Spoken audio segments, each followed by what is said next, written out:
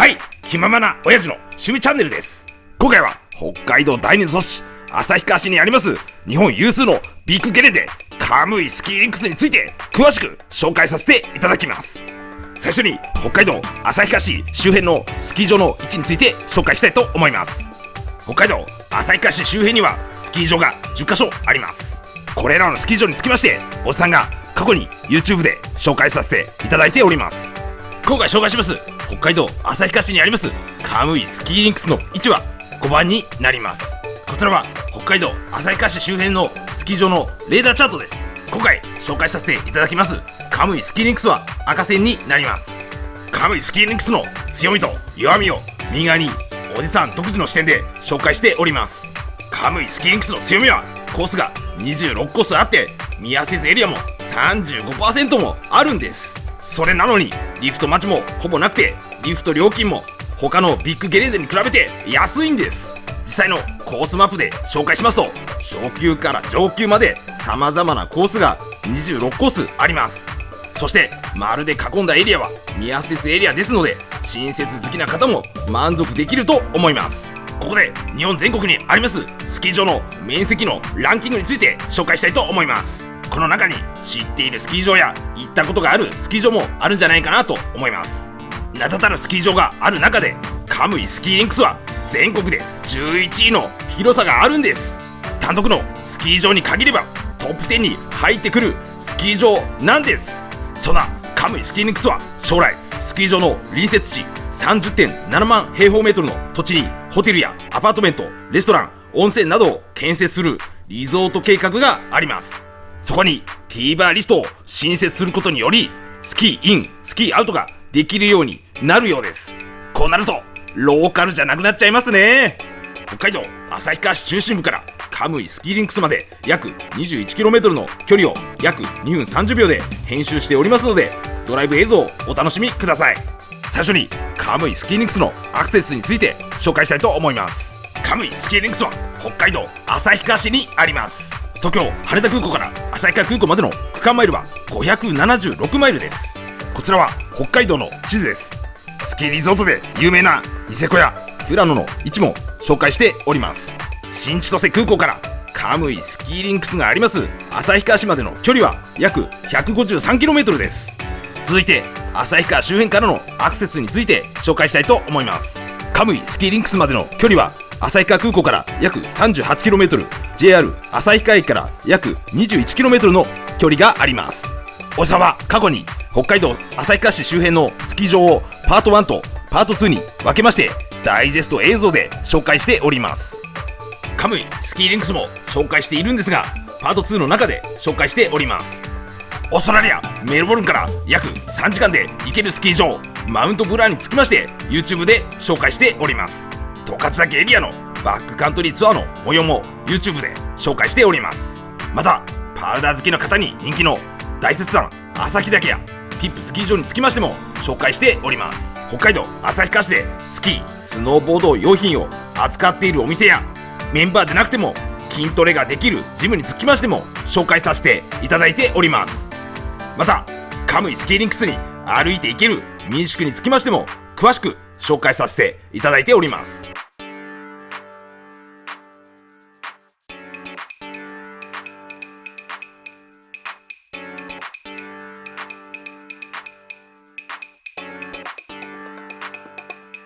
旭川市内から車で約30分でカムイスキーリンクスに到着できました。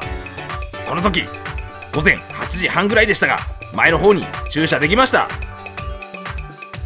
最初にセンターハウスにある施設につきまして紹介します。センターハウス1階の様子です。インフォメーションセンターやリフト券売り場、コインロッカー、レンタルショップなどがあります。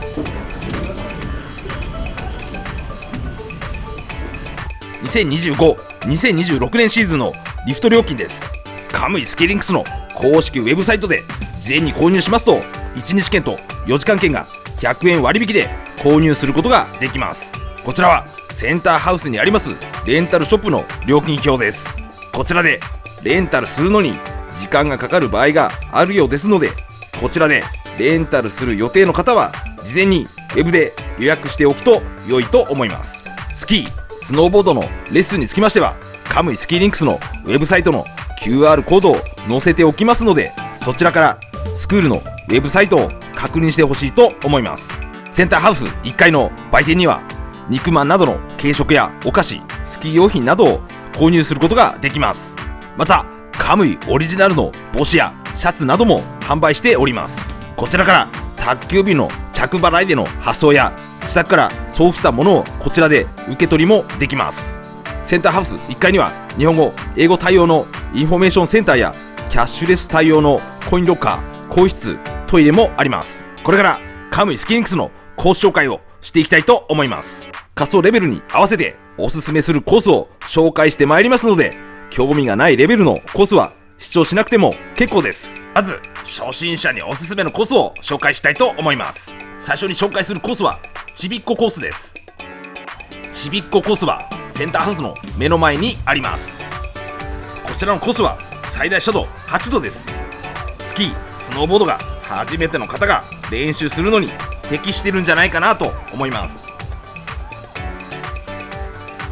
初心者が最初に利用するリフトは第4リフトです。第4リフトはセンターハウスの目の前にあります。第4リフト乗車から降車までの模様を約1分間で紹介しております。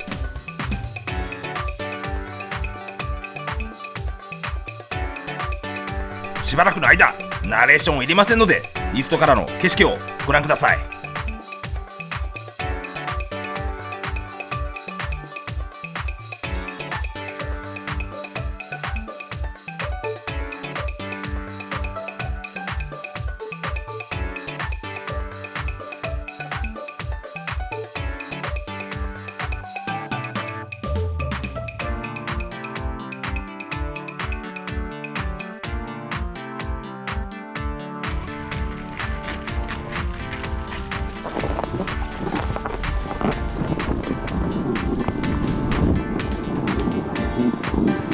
ちびっこコースに慣れた方におすすめのコースはファミリーコースです。第4リフトを降車した後、平らなところを移動していきます。右に見えますセンターコースは初心者には難しいと思います。スノーボードの場合はこの辺りでバインディングをつけます。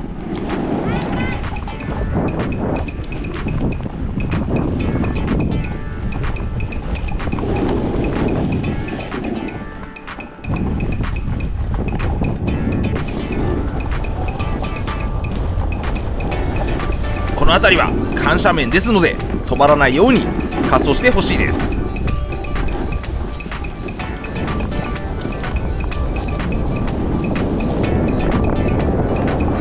このコースを気持ちよく滑れるようになりましたらゴンドラに乗れるんじゃないかなと思います。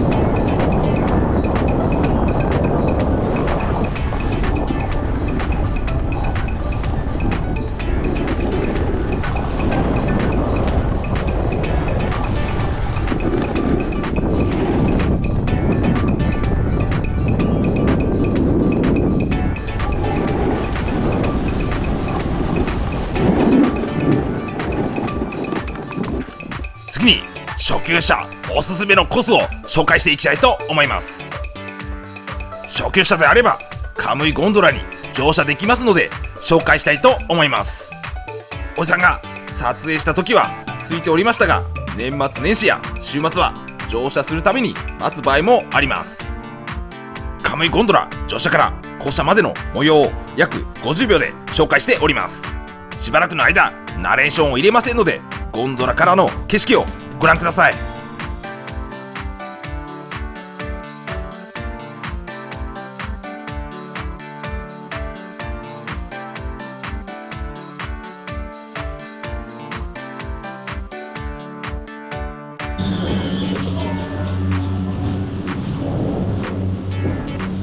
こちらにはプラスドライバーが置いてあります。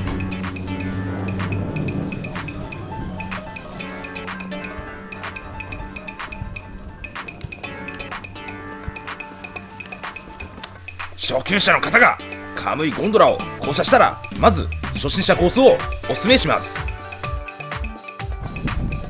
初心者コースは最大斜度18度の初級コースです。コース前半は特に雪質が良いですので滑走しやすいんじゃないかなと思います。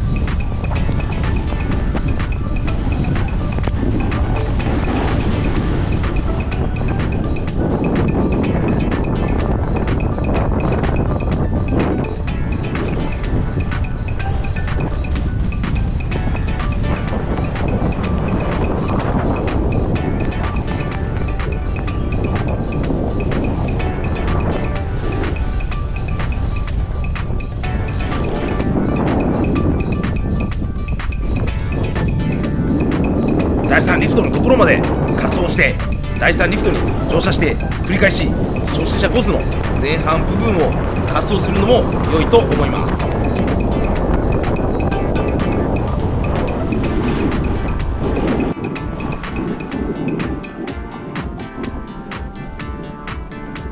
ここから初心者コースの後半部分になります。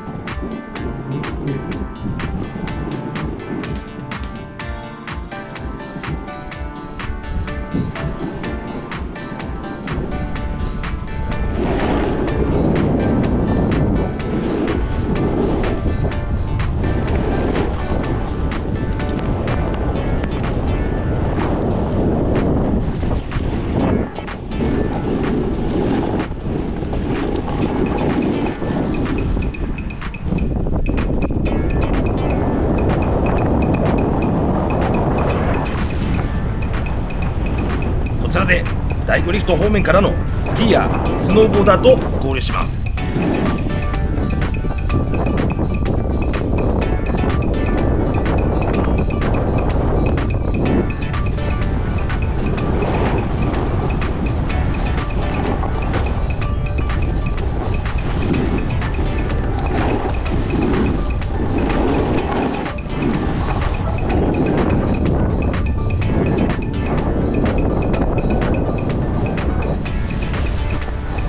この斜面はかなり急で荒れてくるとエッジが抜けやすくなりますので滑走に気をつけてほしいと思います。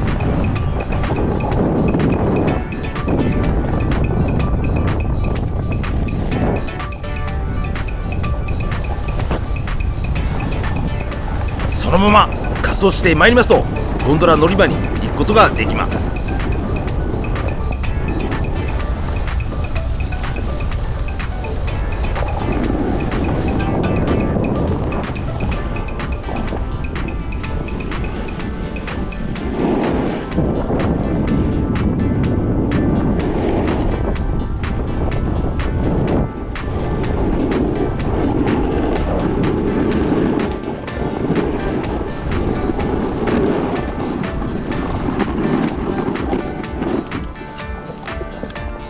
初級者の方にはカムイゴンドラだけでなく第1リフトにも乗車してほしいと思っております。第1リフトの乗車から降車までの模様を約30秒で紹介しております。その間ナレーションを入れませんのでリフトからの景色をご覧ください。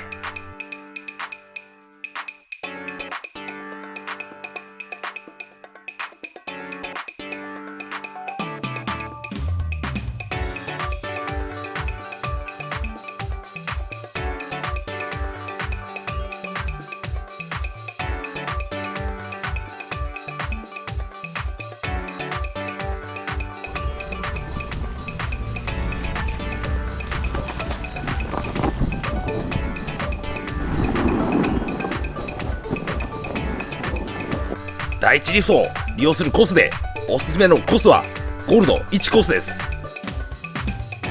このコースは最大斜度18度の初級コースです。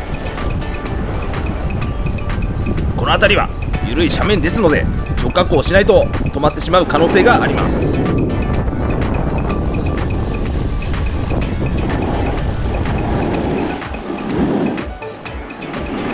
この辺りから適度な斜面で気持ちよく滑走できるんじゃないかなと思います。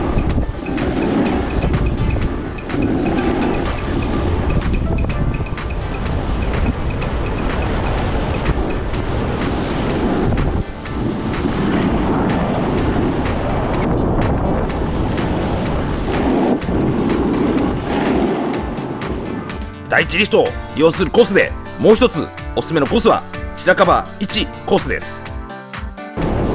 このコースは最大斜度20度の初級コースです。このコースはスキーの練習で閉鎖されている場合もありますが、もし開放されている場合はぜひ完走してほしいコースだと思います。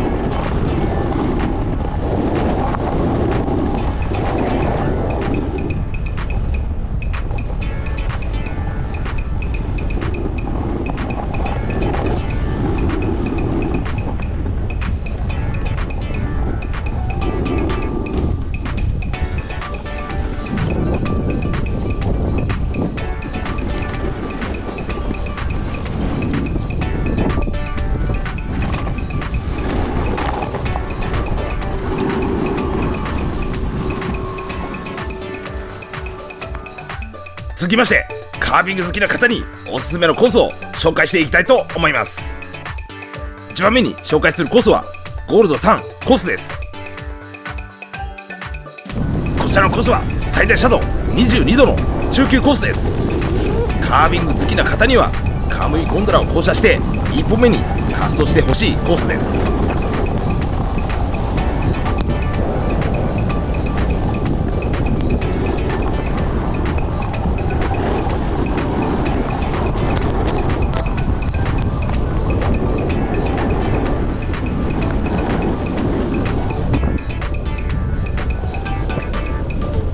次に紹介するコースはゴールド2コースです。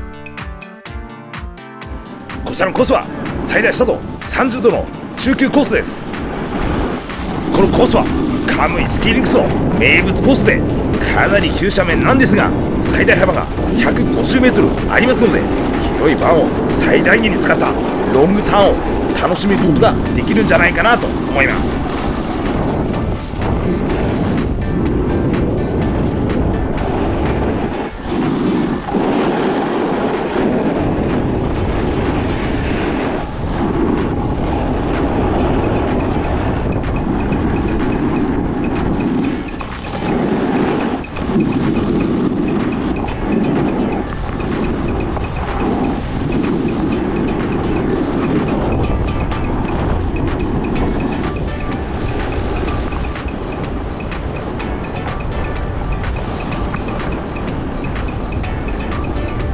次に紹介するコースは第5リフト方面にありますダイナミックコースです。こちらのコースは最大斜度35度の上級コースです。撮影した時は圧雪した後に雪が降ってしまっておりましたが、午前中であれば急斜面でも気持ちよくカービングできるコースだと思います。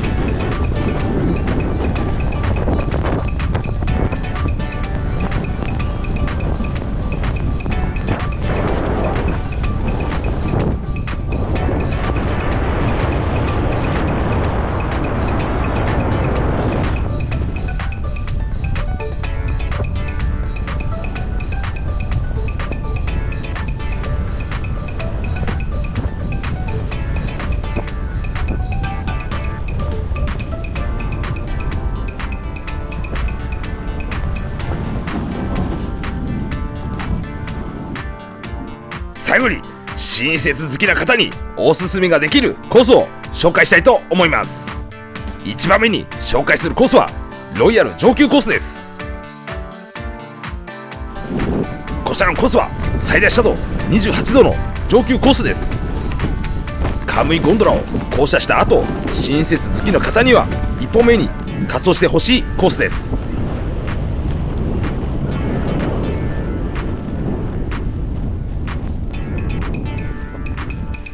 こちらもロイヤル上級コースですが別の日の映像です。右側のロイヤル中級コースも同じようなコースですので、好きなコースを滑走していただければと思います。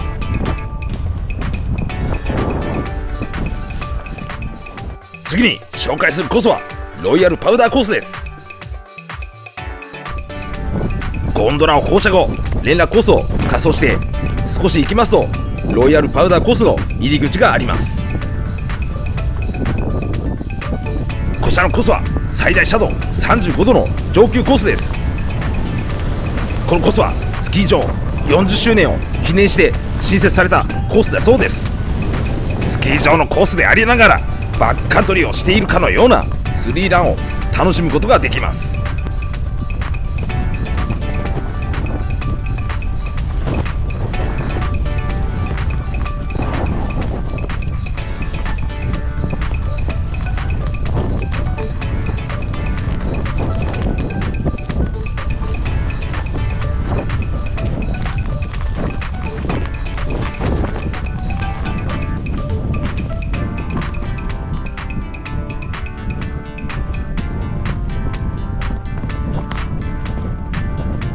ここでロイヤル上級コースと合流します。カムイスキーリンクスで未圧雪コースが多いエリアは第5リフト周辺ですので、ここで第5リフトについて紹介したいと思います。黒い建物はトイレがある休憩所になります。第5リフト乗車から降車までの模様を約1分間で紹介しております。その間ナレーションを入れませんので、リフトからの景色をご覧ください。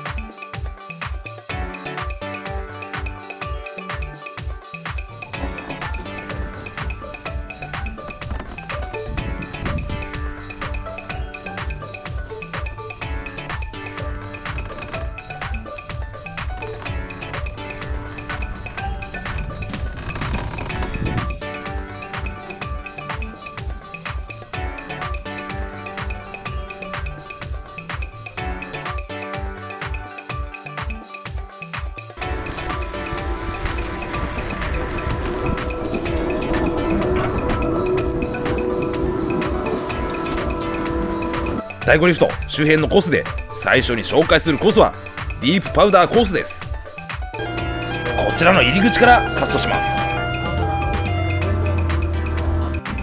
こちらのコースは最大斜度32度の上級コースです。新雪がある日にはできるだけ早く訪れて滑走してほしいコースです。コースもかなり広いので誰も滑ってない場所を滑走できるんじゃないかなと思います。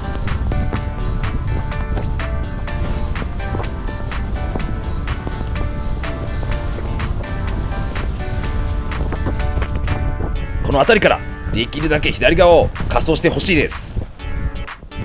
右側に行ってしまうと第5リフト方面に戻れなくなる可能性があります。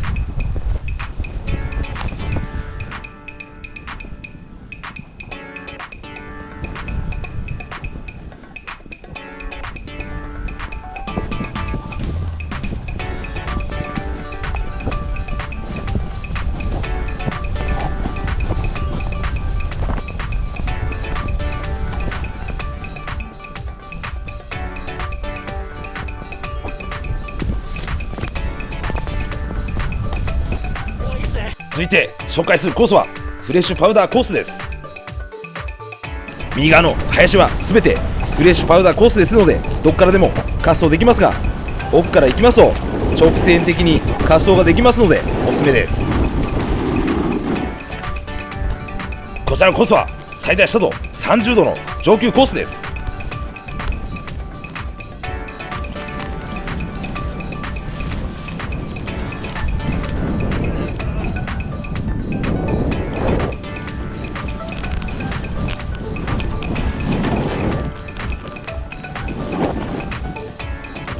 ここでダイナミックコースと合流します。続いて紹介するコースは林道コースです。第5リフト降車後はダイナミックコースと同じ場所を滑走します。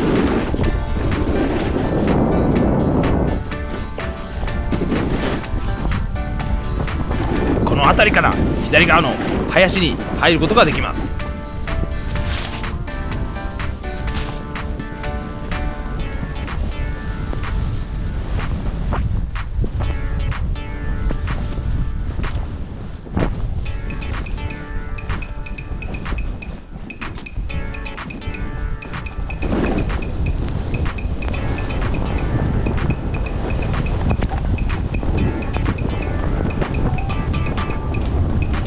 辺りにも新雪がたくさんあります。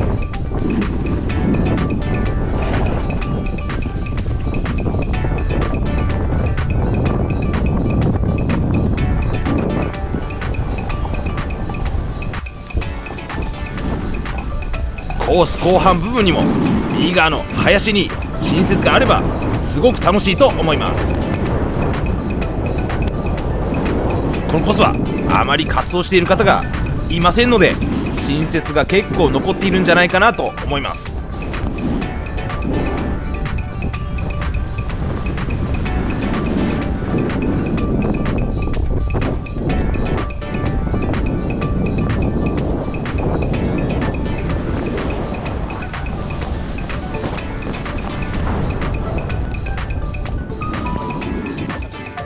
最後に紹介するコースはトドマツコースです。第5リフト方面からゴンドラ方面に帰る途中に入り口があります。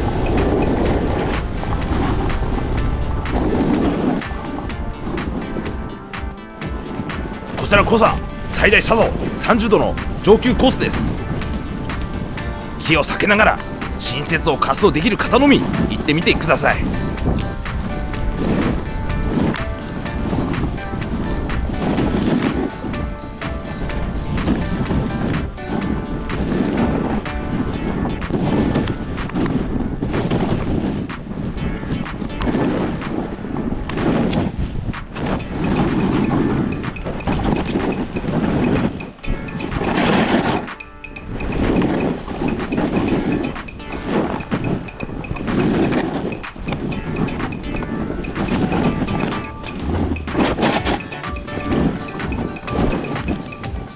ここで初心者コースと合流できます。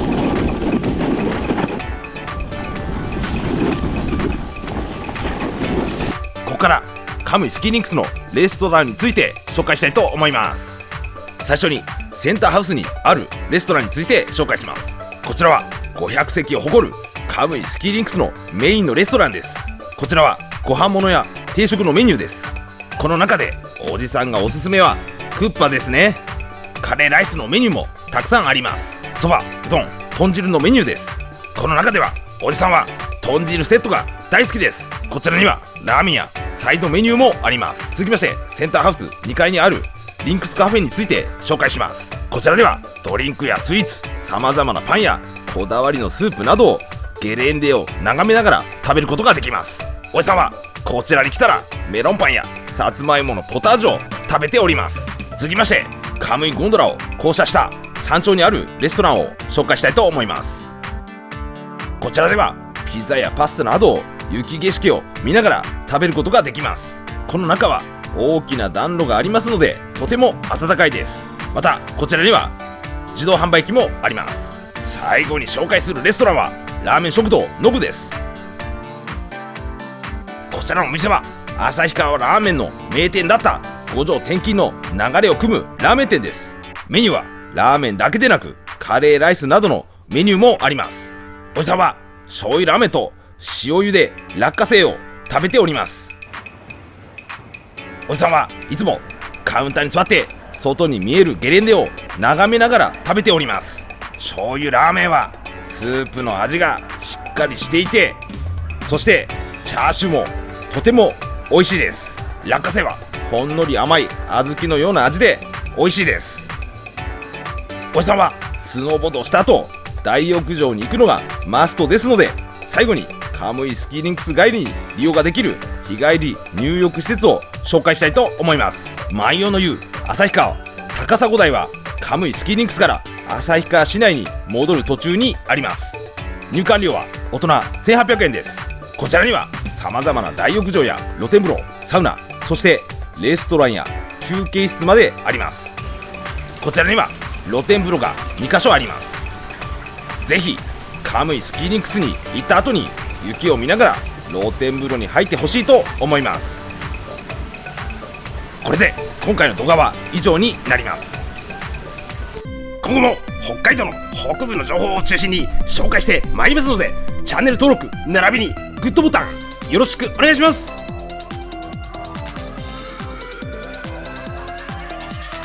カムイスキーリンクスさらに人気出ちゃうと混んじゃって困るな。